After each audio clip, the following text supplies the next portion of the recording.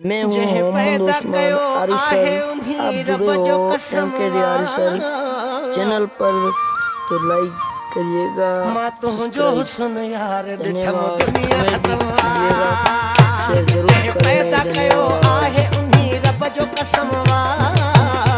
मां तो जो सुन यार दिखम दुनिया खत्म वा, दुनिया खत्म वा, दुनिया खत्म वा।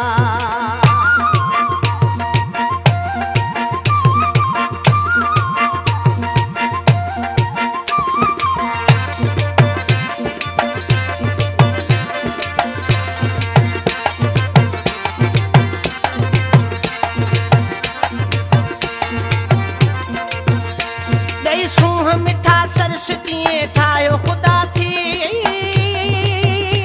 दिल कैद करन जाबो हजारे तो खुदा थई।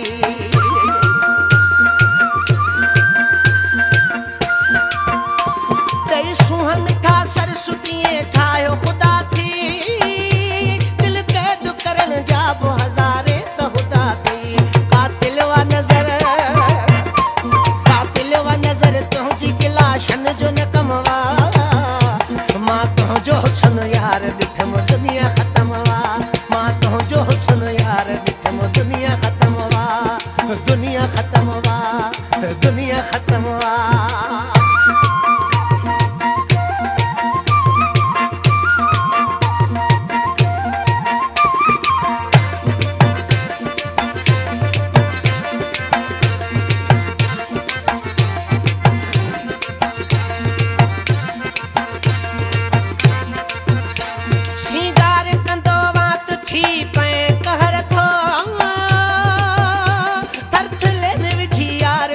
सारो शहर थो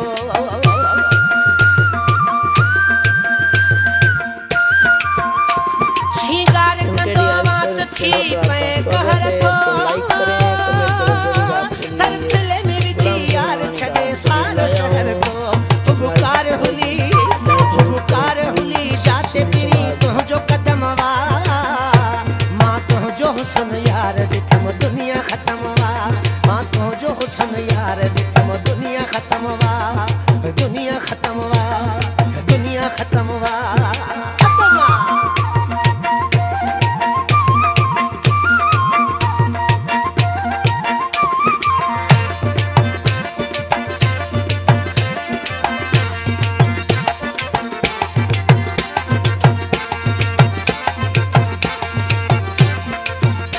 कमकार वञे विसरी थो प्यार तुझे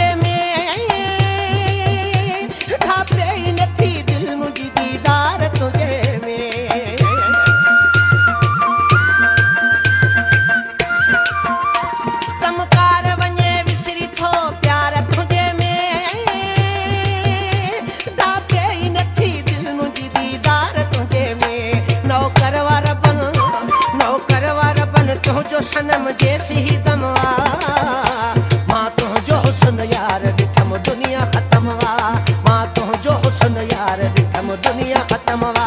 जह पैदा कयो आहे उन्हीं रब जो कसम वा, मां तो जो हुस्न यार दिखम दुनिया खत्म वा, मां तो जो हुस्न यार दिखम दुनिया खत्म वा, दुनिया खत्म वा, दुनिया खत्म वा, खत्म वा दुनिया।